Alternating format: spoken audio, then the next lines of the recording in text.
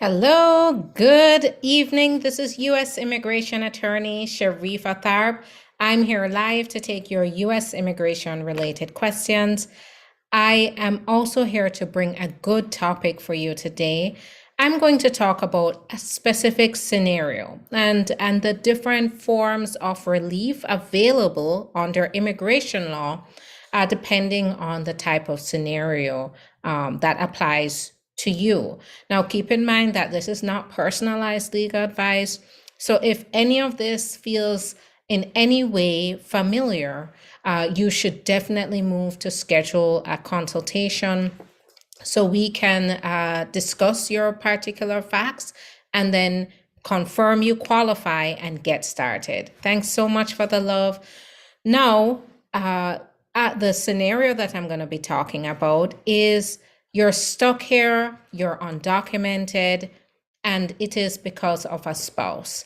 What do I mean by that? How is a spouse stopping you from getting legal residence here? Now, when you're here, I come by this in my practice very often, and that's the spouse may be refusing to apply for their spouse, their relative, because they want to maintain power over that spouse. They may be mistreating that spouse. And as a result of that, they're not able to move forward in the immigration process because that spouse is not agreeing to apply. In a case like that, there's immigration relief.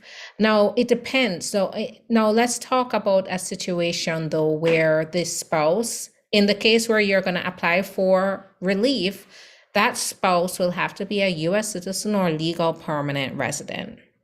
And this is for VAWA. So if you are, looking for your work permit, permanent residence, this could be a pathway for you if that spouse is mistreating you and they're refusing to apply with you. Now, how does this look, right? If what kind of mistreatment am I talking about? So mistreatment could be verbal, emotional. They could be gaslighting you, lying. They've abandoned you. They have, continuously threatened you about your status to say, well, remember now, you don't have status. Do you want me to report you to ICE if you don't do what I say? Or if you disagree with them, or if you have arguments, they constantly threaten to report you to ICE. Then this is definitely a form of mistreatment and could qualify you for relief to apply on your own without that spouse. Now, what if you're not married though? Or what if that spouse is not even a US citizen or a legal permanent resident?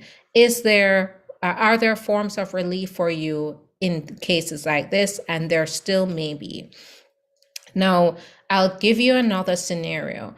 Maybe your spouse or your significant other, they convinced you to come to the United States, or you were already here, and they wooed you at first. They promised, gave you promises of getting your papers. They, courted you. They told you all sorts of things to maybe make you live with them or make you stay with them. And then when you really got into the nitty-gritty of it, they did all of this and broke their promises, or you found out that they were telling lies. So say they promised to file for your papers or get you legal papers if you stayed, and then you found that you were doing things for them. You were in the house taking care of the household duties. Maybe they held on to your passport or told you that you're not allowed to leave the house, or told you that if they leave, now they're not going to apply for your papers, but they will report you if they find out that you leave or if you disobey them in any way. This could qualify you for what's called a T status, because it could be a form of trafficking. Now, when it comes to this, you have to be recruited, harbored, or induced by fraud in some way, kidnapped, to be able to comply with that person's request. And then in addition to that, you have to be subject to doing things that you don't want to do, whether, it's sexual acts, or whether it's, to stay in the house and do work all day for them, to clean the household for them. Then if you fall within this category and they're forcing you to do all of this by threats, so coercion, if they at first they recruited you, or they told you, come stay with me, I'm going to get everything in order for you, and then you found out that was not the case, and you found that life has been ugly or was ugly, if you found that you were in a situation where you were abused even physically, that could qualify you for the T status, or as a victim of labor or sex trafficking. And you should definitely get in touch with me. If the person has done this to you, they're here in the US and they're not your spouse, you didn't get married to them, or even if you're married to them, but they maintain control of you by doing things like this, by keeping you captive, by fraud, by false promises, by threats, that is a form of trafficking, and you can qualify for T status. And now, even if you're out of status, you could qualify for this. So it does not, because you're out of status, it doesn't mean that you don't qualify. Actually, this is specifically tailored for people who have found themselves in situations like this, and they need a way out. I would really love to talk to you if you're in a situation like this and you would like to figure out what relief works for you. Because I talked about two forms of relief here. I talked about VAWA, and VAWA is if you were married to this person, so you were married to a US citizen or a legal permanent resident. If you were, then you could qualify for this. Even if you're now divorced, you've been divorced for less than 2 years, you could still qualify to apply for your own work permit, your own green card. It's completely confidential, and it will not include or involve the spouse who mistreated you in any way. So that is one very important form of relief that a lot of people think they don't qualify for. Now, this form of relief is available to same-sex couples. It's available to husband and wife. It's available to men who have been mistreated by their wives, and then of course women, the woman is usually the stereotypical victim of abuse. But as if you have been abused, no matter who your spouse is, whether your spouse was a man or a woman, you could qualify for this form of relief. And common law marriages qualify for this as well. Now, the other form of relief I'm going to reiterate is the T status, and this is for victims of labor and sex trafficking. Now, hear me out, because I know once you hear trafficking, you think trafficking it's only going to apply to someone who was physically restrained, held and chained down somewhere, and forced to do acts against their will. However, trafficking comes in many different forms. That's so important for you to know. And that also means that trafficking doesn't necessarily have to mean that you were restrained by ropes or chains or handcuffs. It could mean that you were restrained by threats. You were restrained by coercion. You were restrained by fraud. That means that the individual, this could be your boyfriend, your girlfriend, they told you lies, they threatened you, said if you don't do this or you don't do that, they're gonna call ICE on you. If this applies, whether they're citizens or not, whether they're documented or not, you could qualify.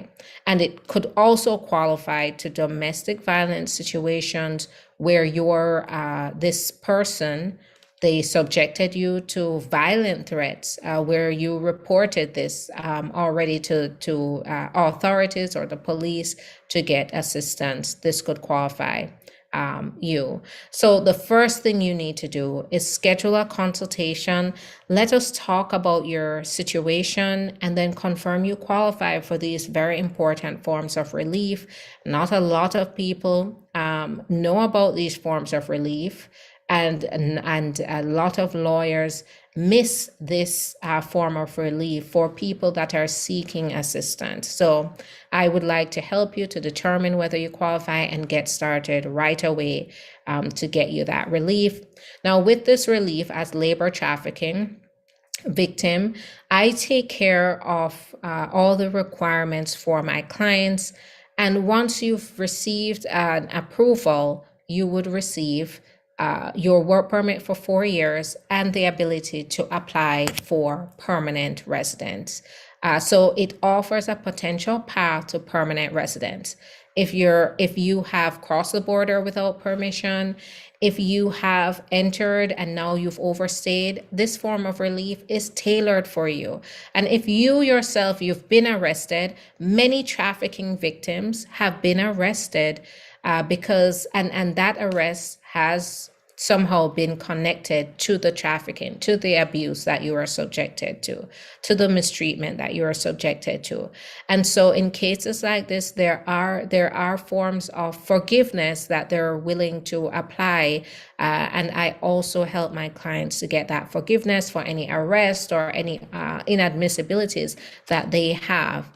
Especially when it's related to the trafficking. But if it's not, it's also available. That form of relief is still available to you. So go ahead, give me a call. You can go to the link in the profile. It's going to take you to the web page where you'll have a number of options. You can schedule your own appointment, or you can get in touch with us at the website, where you'll see the phone number, you'll see the online contact form, you will see the online chat. Scheduling coordinators are available today up until 6:30 p.m. I really would like to help you to figure out how you can get the immigration relief you need. This immigration relief applies to you if you're in status or if you're out of status. So go ahead, give us a call. I am going to be back tomorrow to go ahead and give you another topic to talk about. And then you could also bring your questions. I don't see any questions today, but feel free. Anytime you see me go live, feel free to ask your questions. I will be live anywhere between 5 to 5:30 tomorrow to be able to answer your questions. So I am going to be on the lookout for you and your questions tomorrow on YouTube. Thanks for your time. As always, feel free to ask your questions. I don't see any questions today, but I'll be back tomorrow as usual. Have a great one. Bye-bye.